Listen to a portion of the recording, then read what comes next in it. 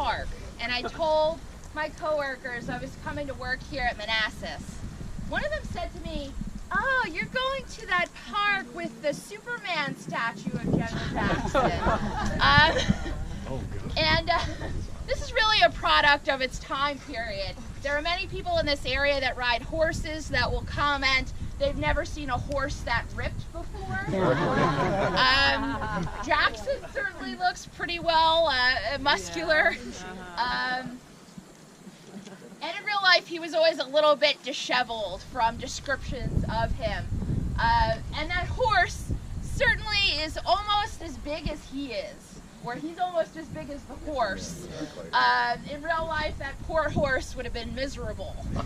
But we do know that at the battle, Jackson was riding a horse that people said was a little too small for his actual physical size.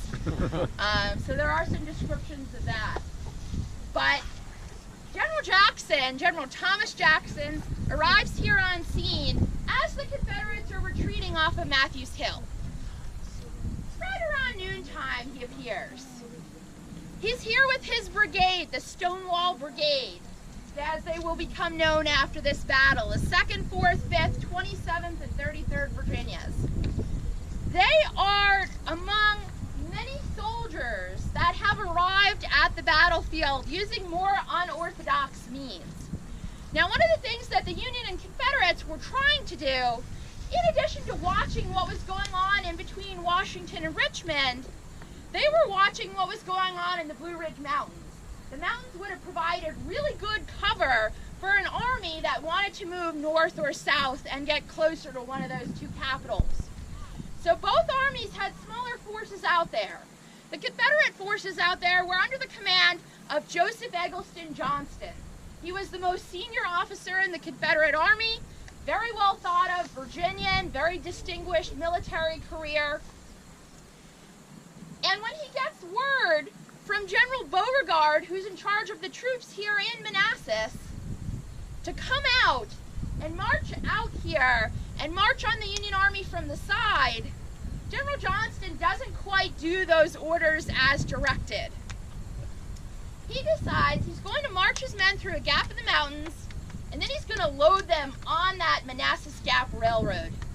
It's the first time in the United States troops will be transported to a battle by train.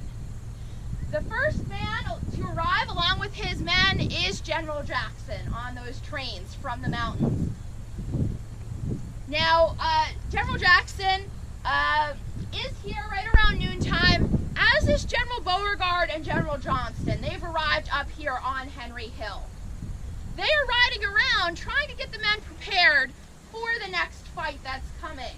They're, Johnston and Beauregard in particular are trying to get the men who are retreating ready to go and psyched up and energized about what's about to happen. Jackson, meanwhile, is lining his men up along the tree line here. Now, at the time, the trees might have been a little bit further back, but this is pretty close to what it would have looked like. And he starts to line up his brigade and other men as they come back here from Matthews Hill and they are reformed. Along here, he will eventually have 13 pieces of artillery that he is going to put in a very advantageous spot.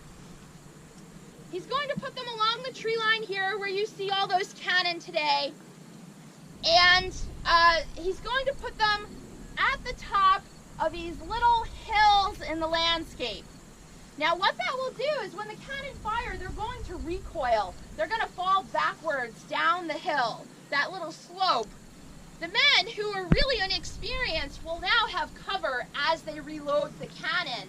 They can push the cannon back up and fire them and repeat the process again and again and again. This is a terrific location. Also here around this time is General Barnard Bee. Now he is another one of these officers who had arrived via train to the battle. He had gotten up here just in time to finish out the fighting on Matthews Hill with his men. Many of them had suffered losses, pretty good ones. And Bee is riding around, he runs into Jackson and he says, "They are driving us." Jackson says, "We'll give them the bayonet." Now Bee starts riding around looking for his men to get them back together. He's got poor eyesight, as the story goes, He runs into these men, he asks them who they are. They say, "You mean you don't recognize us?" It's the 4th Alabama. 4th Alabama is one of those groups that had really suffered heavy losses on Henry Hill. And during the course of their conversation, we know that General B pointed to General Jackson and he said, "Yonder, there stands Jackson like a stone wall." The rest is all controversy. In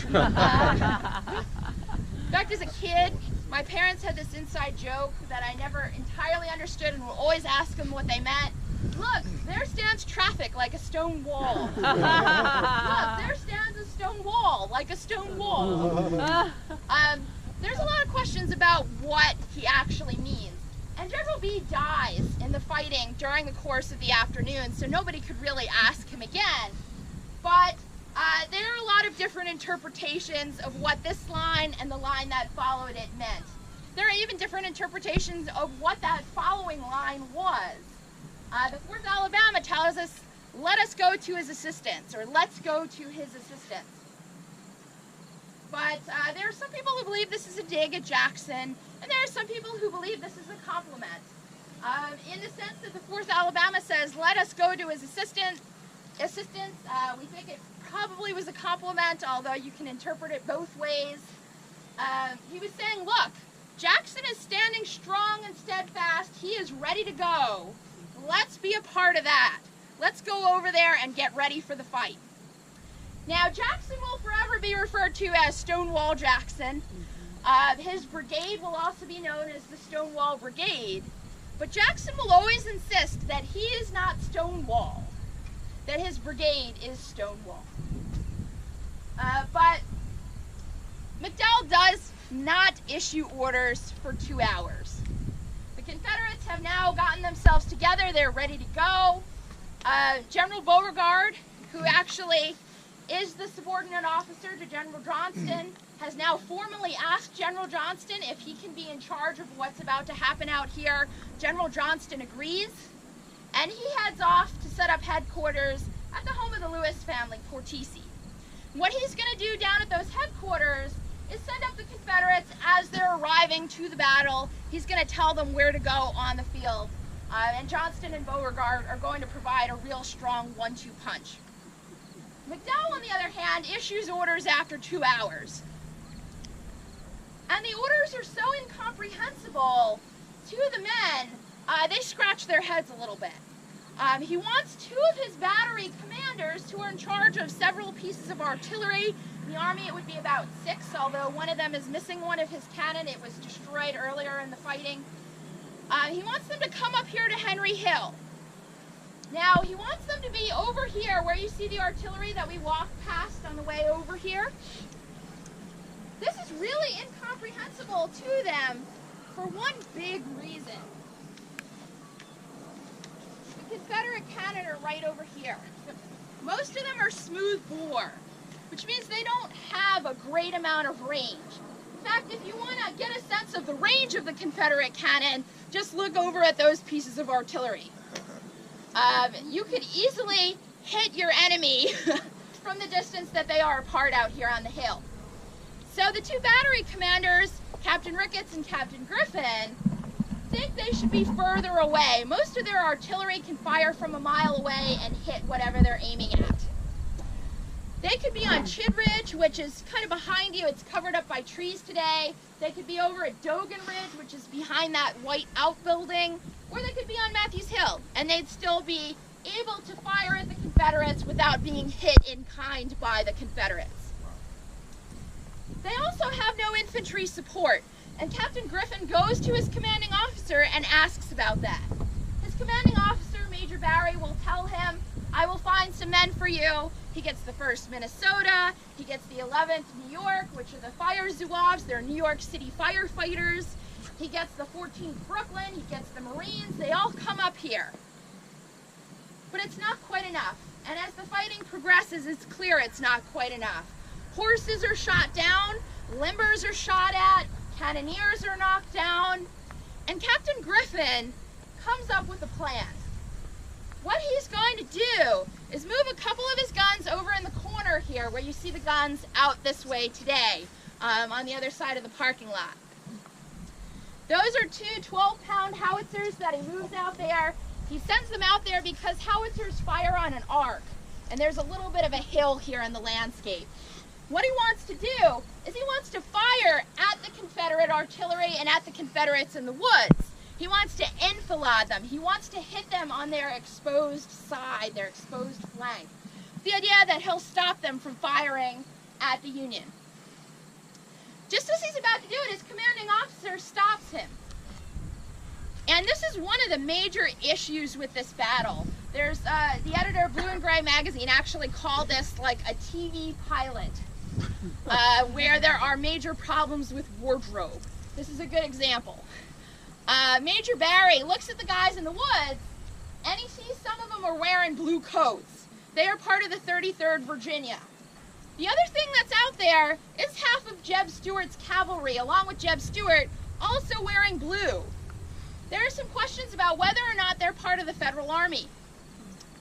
Griffin knows they're not. He says they're not. They come out of the woods. He said we were finished at that point. They knock the cannoneers down. They take those howitzers, and for the rest of the afternoon, there'll be a fight back and forth between the Union and Confederates. It won't really be an artillery fight. It'll mostly be infantry fighting, but by the end of it, 8 out of 11 Union guns are captured by the Confederates. The other 3 are moved off the field. By the end of the day, by about 5 o'clock, the Union Army is down in Sidley Road. They have been pushed off of Henry Hill, and they are in retreat.